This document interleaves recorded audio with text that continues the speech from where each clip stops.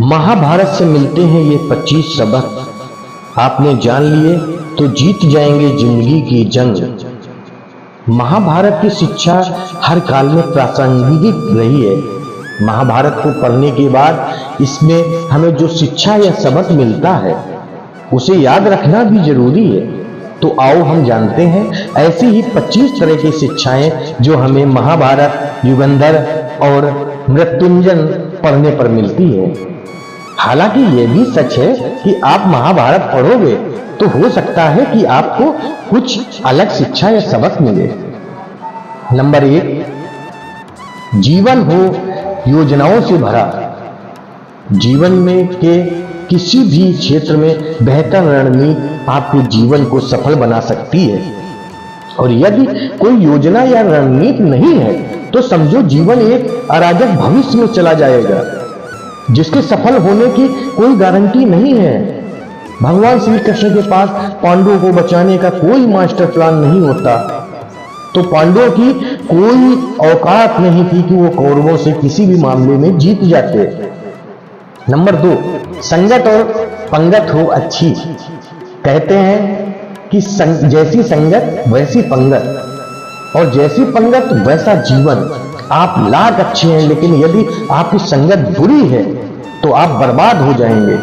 लेकिन यदि आप लाख बुरे हैं और आपकी संगत अच्छे लोगों से है तो आप उनकी सुनते भी हैं तो निश्चित ही आप आबाद हो जाएंगे। कौरवों के साथ शकुनी जैसे लोग थे जो पांडवों के साथ श्री कृष्ण। शकुनी मामा जैसी आपने संगत पाल रखी है तो आपका दिमाग चलना बंद ही समझो। नंबर 3, अधूरा ज्ञान घातक। कहते हैं कि अधूरा ज्ञान सबसे खतरनाक होता है। इस बात का उदाहरण अभिमन्यु है। अभिमन्यु बहुत ही वीर और योद्धा था लेकिन उसकी मृत्यु जैसी परिस्थितियों में हुई उसके बारे में सभी जानते हैं। मुसीबत के समय यह अधूरा ज्ञान किसी भी काम का नहीं रहता है। आप अपने ज्ञान में पारंगत बने। किसी एक विषय में तो दक्षता हासिल होनी ही चाहिए। नंबर 4, दोस्त और दुश्मन की पहचान करना सीखें। महाभारत में ऐसे कई मित्र हैं जिन्होंने अपनी ही सेना के साथ विश्वासघात किया। ऐसे भी कई लोग थे जो ऐन वक्त पर पाला बदलकर कौरवों या पांडवों के साथ में चले गए थे। शैल्य और युयुत्सु इसके उदाहरण हैं। इसलिए कहते हैं कि कई बार दोस्त के भेष में दुश्मन हमारे साथ आ जाते हैं और हमसे कई तरह के राज लेते रहते हैं। कुछ ऐसे भी दोस्त होते हैं जो दोनों तरफ होते हैं। जैसे कौरवों का साथ दे रहे थे भीष्म पितामह, द्रोणाचार्य और विदुर, परंतु अंततः में युद्ध में पांडवों का ही साथ दिया था। नंबर 5, हथियार से ज्यादा घातक बोल वचन। महाभारत का युद्ध नहीं होता यदि कुछ लोग अपने वचनों पर संयम रख लेते। जैसे द्रौपदी यदि दुर्योधन को अंधे का पुत्र भी अंधा नहीं कहती तो महाभारत नहीं होती। शिशुपाल और शकुनी हमेशा चुभने वाली बातें ही किया करते थे लेकिन उनका हास्य क्या हुआ ये सभी जानते हैं। समझ यह भी है कि कुछ बोलने से पहले हमें यह सोच लेना चाहिए इसका आपके जीवन या परिवार या राष्ट्र पर क्या असर पड़ेगा। नंबर 6, जुए सट्टे से दूर रहो। शकुनी ने पांडवों को फंसाने के लिए जुए का आयोजन किया था जिसके चलते पांडवों ने अपना सब कुछ दांव पर लगा दिया था। अंत में उन्होंने द्रौपदी को भी दांव पर लगा दिया था। यह बात सभी जानते हैं कि फिर क्या हुआ। अतः जुए सट्टे षड्यंत्र में से हमेशा दूर रहो। ये चीजें मनुष्य को जीवन अंधकार में बना देती हैं। नंबर 7, सदा सत्य के साथ रहो। कौरवों की सेना पांडवों की सेना से कहीं ज्यादा शक्तिशाली थी। एक से एक योद्धा और ज्ञानी जन कौरवों का साथ दे रहे थे। पांडवों की सेना में ऐसे वीर योद्धा नहीं थे। कहते हैं कि विजय उसकी नहीं होती जहां लोग ज्यादा हैं, ज्यादा धनवान है या बड़े पदाधिकारी हैं। विजय हमेशा उसकी होती है जहां ईश्वर है। और ईश्वर हमेशा वही है जहां सत्य है।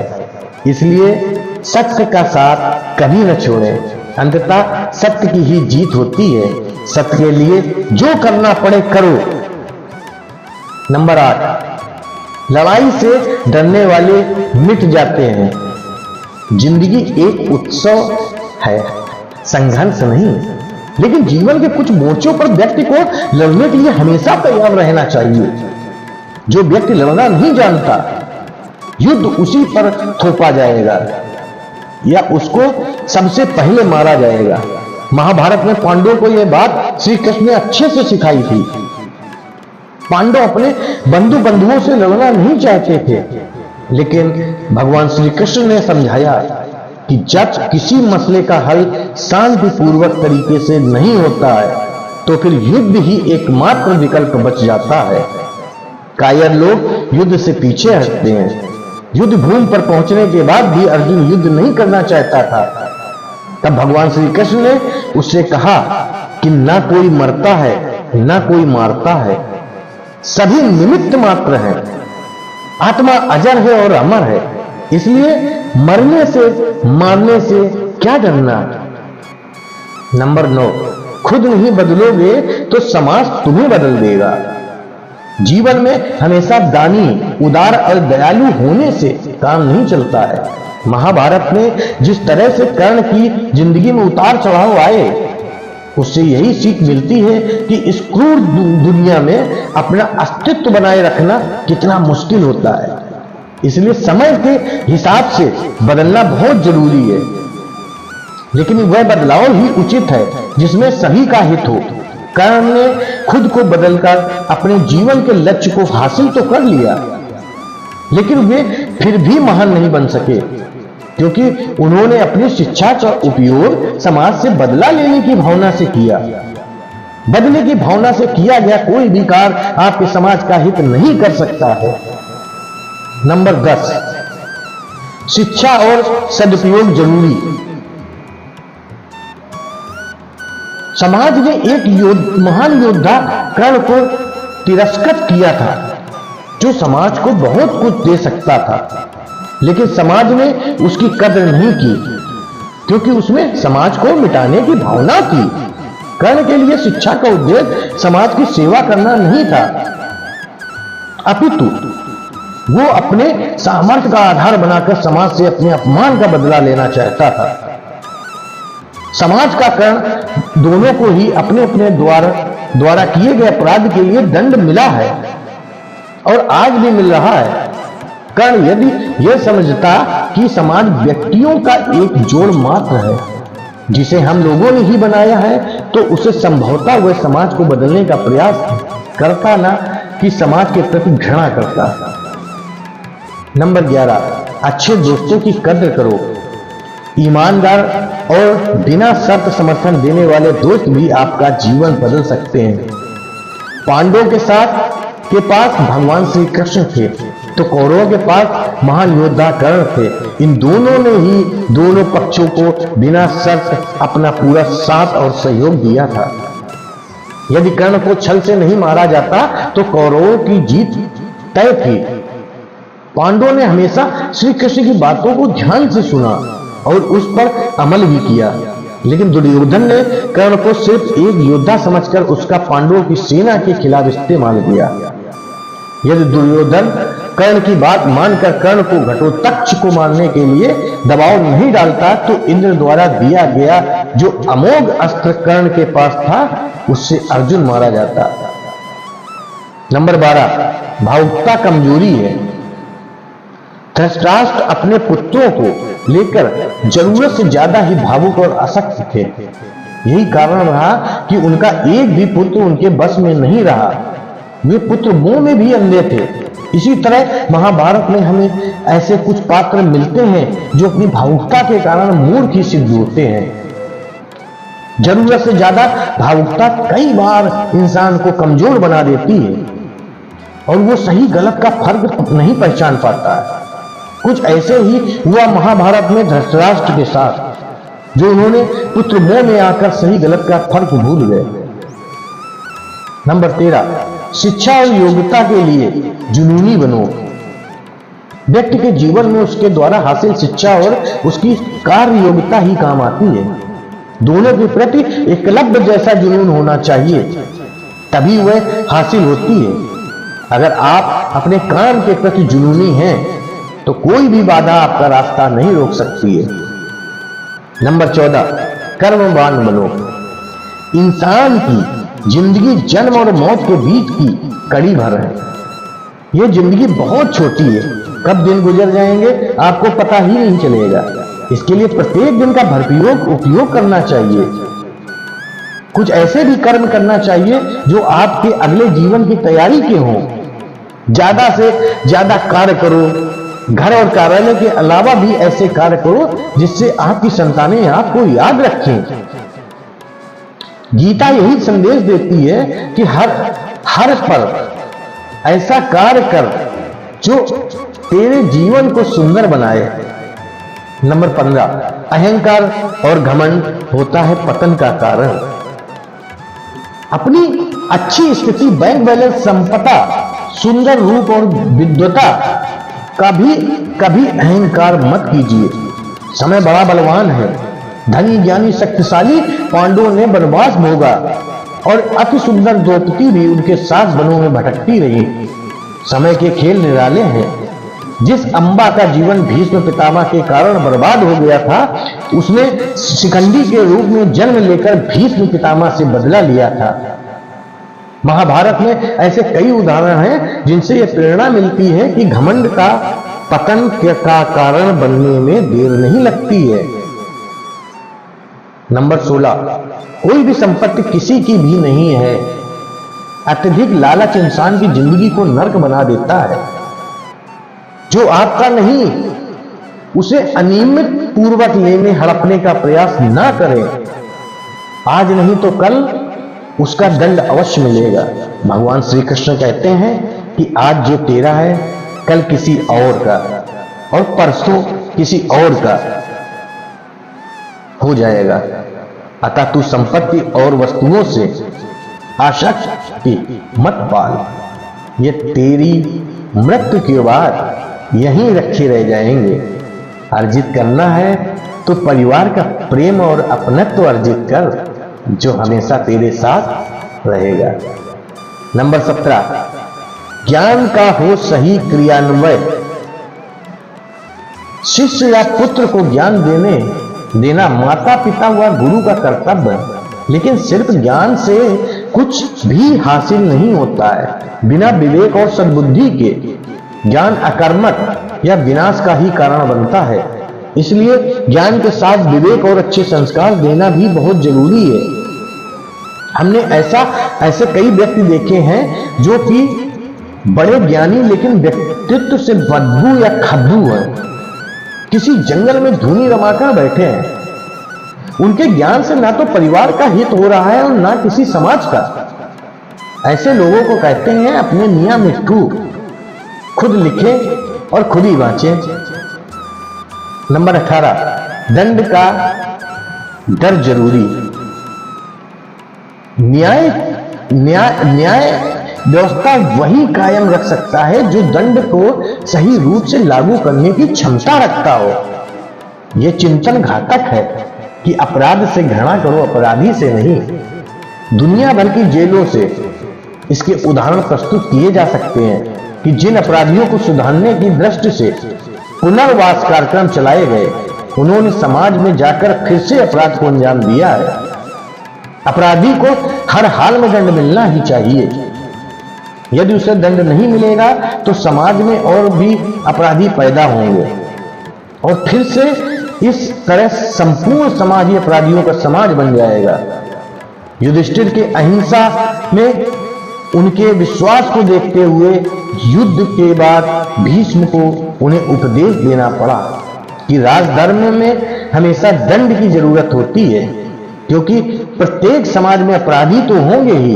दंड ना देना सबसे बड़ा अपराध होता है। नंबर 19, न्याय की रक्षा जरूरी। न्याय हमेशा उन लोगों के साथ होता है जो शक्तिशाली हैं या जो न्याय पाने के लिए प्राणपण से उत्सुक हैं, जिन्होंने अपने लिए न्याय मांगा है, उनके साथ ईश्वर ने न्याय किया भी है। मांगोगे नहीं तो मिलेगा भी नहीं, यही प्रकृति का नियम है। गुरु द्रोणाचार्य ने कर्ण और एकलव्य के साथ जरूर अन्याय किया था, लेकिन आज दुनिया अर्जुन को सर्वश्रेष्ठ धनुर्धर नहीं मानती है, क्योंकि कर्ण और एकलव्य ने हमेशा न्याय की मांग की और अंत में आज दुनिया उन्हें सर्वश्रेष्ठ धनुर्धर मानती है। महाभारत में सिखाती है कि न्याय की रक्षा करना कितना जरूरी है, लेकिन यह भी एक कटु सत्य है कि न्याय सिर्फ शक्तिशाली लोगों के साथ ही है। नंबर 20, छिपे हुए को जानने का ज्ञान जरूरी है। यह जगत या व्यक्ति जैसा है वैसा कभी नहीं दिखाई देता, अर्थात लोग जैसे दिखते हैं वैसे होते नहीं हैं। वह कोई भी हो, महाभारत का हर एक पात्र ऐसा ही है, रहस्यमयी। छिपे हुए को जानना ही व्यक्तित्व का लक्ष्य होना चाहिए, क्योंकि ज्ञान ही व्यक्ति को बचाता है। भगवान श्री कृष्ण के ऐसे कई योद्धा थे जो छिपे हुए सत्य को जानते थे। नंबर 20, सफल करने में होती है बरकत। सफर करने में होती है बरकत। एक स्थान से दूसरे स्थान पर जाना या एक स्थान को छोड़कर दूसरे स्थान पर रहना से लाभ ही मिलता है। पांडवों को हस्तिनापुर छोड़कर 2 बार जंगल में रहना पड़ा और अंत में उनको जब खांडवप्रस्थ मिला तो वहां वो चले गए। इसी तरह भगवान श्री कृष्ण को भी कई बार मथुरा को छोड़कर जाना पड़ा और अंत में वो द्वारिका में बस गए थे। कई बार लोगों का व्यापार या नौकरी के लिए दूसरे शहर या देश जाना होता है।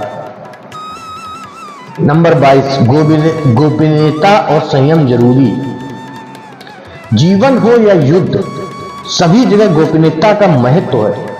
यदि आप भावना में बहकर किसी को अपने जीवन का राज बताते हैं या किसी व्यक्ति या समाज विशेष पर क्रोध या कटाक्ष करते हैं तो आप कमजोर माने जाएंगे। महाभारत में ऐसे कई मौके आए जबकि नायकों ने अपने राज ऐसे व्यक्ति के समक्ष खोल दिए जो राज जानने ही आया था, जिसके चलते ऐसे लोगों को मुंह की खानी पड़ी। दुर्योधन, भीष्म, बर्बरीक ऐसे उदाहरण हैं जिन्होंने अपनी कमजोरी और शक्ति का राज खोल दिया था। नंबर 23, चिंता, भय और अशांति है मृत्यु का द्वार। किसी भी प्रकार की चिंता करना, मन को अशांत रखना और व्यक्ति के भय को पालते रहने से मृत्यु आसपास ही मंडराने लगती है। मौत तो तभी को आनी है, फिर चिंता किस बात की? कोई पहले मरेगा तो कोई बाद में। चिंता का मुख्य कारण मोह है।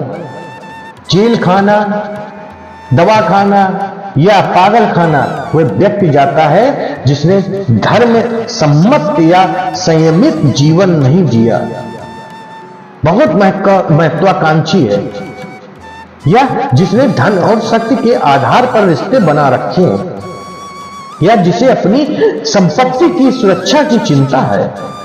महाभारत को पढ़ने से हमें यह शिक्षा मिलती है कि चिंता मुक्त जीवन सबसे बड़ी दौलत है। नंबर 24, इंद्रिय संयम जरूरी। इंद्रियां कभी तृप्त नहीं होती हैं। जो इंद्रियों के बस में है उसका पतन निश्चित है। बहुत से लोग आजकल किसी न किसी प्रकार की आदत या नशे के गुलाम हैं। ऐसे लोगों का धीरे धीरे क्षरण होता जाता है। इंद्रिय संयम आता है संकल्प से। महाभारत का हर पात्र संकल्प से बना हुआ है। शक्ति का संचय इंद्रियों को बस में करने से ही संभव हो पाता है। नंबर 25, राजा या योद्धा को नहीं करना चाहिए परिणाम की चिंता।